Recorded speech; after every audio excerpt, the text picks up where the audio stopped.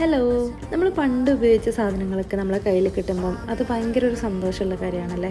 അപ്പോൾ അങ്ങനെ എനിക്ക് ഭയങ്കര ഒരു നൊസ്റ്റാൾജിക് ആയിട്ടുള്ള ഒരു സാധനമാണ് ഈ ഒരു കൺമഷി കേട്ടോ, ഹിമാലയയുടെ കൺമഷി. പണ്ട് +1 +2 പഠിക്കുന്ന സമയത്ത് സ്ഥിരമായിട്ട് ഉപയോഗിക്കാറുള്ള ഒന്നായിരുന്നു. അങ്ങനെ നൊസ്റ്റാൾജി മൂത്തിട്ട് ഇവിടെ എല്ലാ സൂപ്പർ മാർക്കറ്റ്സിലൊക്കെ അരിച്ചു ഇറക്കി. പക്ഷെ ഒടുക്കത്തെ പൈസ 22 ദിർഹംസ് വരെ പ്രൈസ്.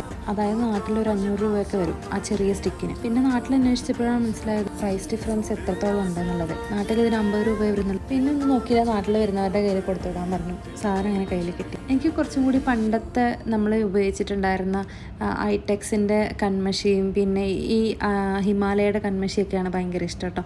കുറച്ചിങ്ങനെ പടർന്ന് കിടക്കുന്ന, ഇങ്ങനെ സ്മഡ്ജ് ചെയ്ത് കിടക്കുന്ന അങ്ങനത്തെ കൺമഷികളാണ് എനിക്കിഷ്ടം. പക്ഷെ ഇപ്പോഴത്തേന് ആ ഒരു കൂളിംഗ് എഫക്റ്റ് ഒന്നും ഇല്ല കേട്ടോ. അപ്പം മുമ്പത്തായിരുന്നെങ്കിൽ ചെറിയൊരു അത് എഴുതി കഴിയുമ്പോഴത്തേക്കൊരു തണുപ്പ് ഫീൽ ചെയ്യാറുണ്ടായിരുന്നു.